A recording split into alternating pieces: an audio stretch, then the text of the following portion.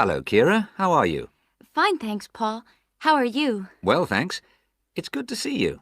It must be 12 months since you did our course. That's right.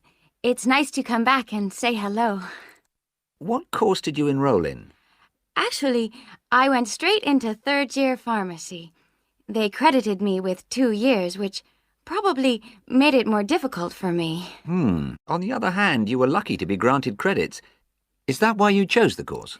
Yes, and as I'd already finished a course in it in my country, I thought it would be easier if I studied something I already knew. I didn't realize you went into third year. I thought you started in first year. No wonder it was so hard. And what do you think is one of the big differences between studying at a university here and studying in your country?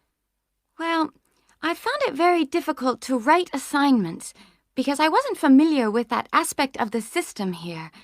The main problem is that the lectures expect you to be critical. That made me feel really terrible. I thought, how can I possibly do it?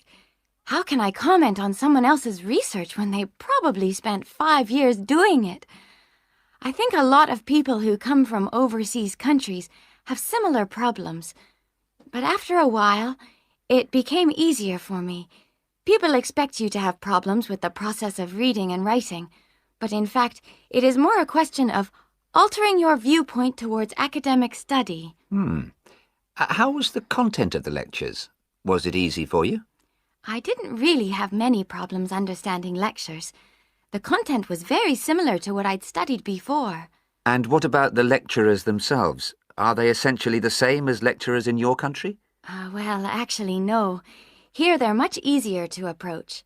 After every lecture, you can go and ask them something you didn't understand, or you can make an appointment and talk to them about anything in the course. Maybe you found them different because you're a more mature student now, whereas when you were studying in your country, you were younger and not so assertive. No, I don't think that's the difference. Most of the students here do it. In my faculty, they all seem to make appointments, usually to talk about something in the course that's worrying them, but sometimes just about something that might really interest them, something they might want to specialize in. The lecturers must set aside certain times every week when they're available for students. That's good to hear. And how was your timetable? Was it a very busy year? Oh, very, very busy. They make you work very hard. Apart from lectures, we had practical sessions in a lot of subjects. We did these in small groups. I had to go and work 4 hours every week in a community pharmacy. Actually, I enjoyed this very much, meeting new people all the time. Then in second semester, we had to get experience in hospital dispensaries.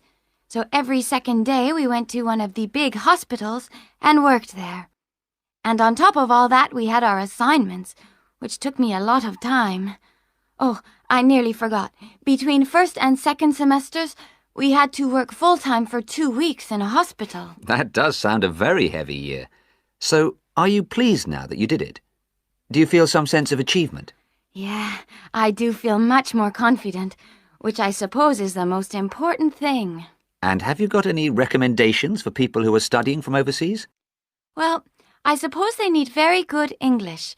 It would be much better if they spent more time learning English before they enter the university, because you can be in big trouble if you don't understand what people are saying and you haven't got time to translate. Anything else?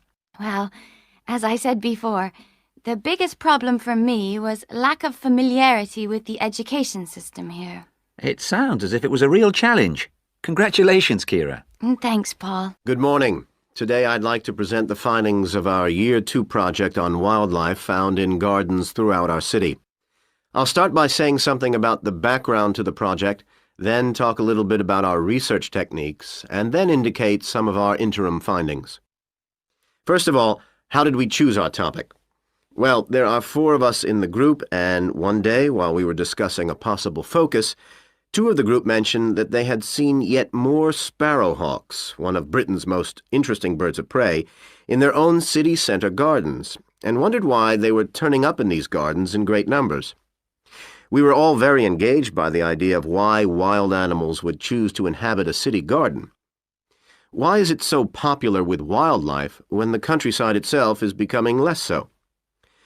The first thing we did was to establish what proportion of the urban land is taken up by private gardens. We estimated that it was about 1/5, and this was endorsed by looking at large-scale usage maps in the town land survey office, 24% to be precise. Our own informal discussions with neighbors and friends led us to believe that many garden owners had interesting experiences to relate regarding wild animal sightings. So we decided to survey garden owners from different areas of the city. Just over 100 of them completed a survey once every 2 weeks for 12 months, ticking off species they had seen from a pro forma list, and adding the names of any rarer ones. Meanwhile, we were doing our own observations in selected gardens throughout the city. We deliberately chose smaller ones because they were by far the most typical in the city. The whole point of the project was to look at the norm, not the exception. Alongside this primary research on urban gardens, we were studying a lot of books about the decline of wild animals in the countryside and thinking of possible causes for this. So what did we find? Well, so much that I just won't have time to tell you about here. If you're interested in reading our more comprehensive findings, we've produced detailed graphic representations on the college website, and of course any of the group would be happy to talk to you about them. Just email us. What we've decided to present today is information about just 3 species because we felt these gave a good indication of the processes at work in rural and urban settings as a whole.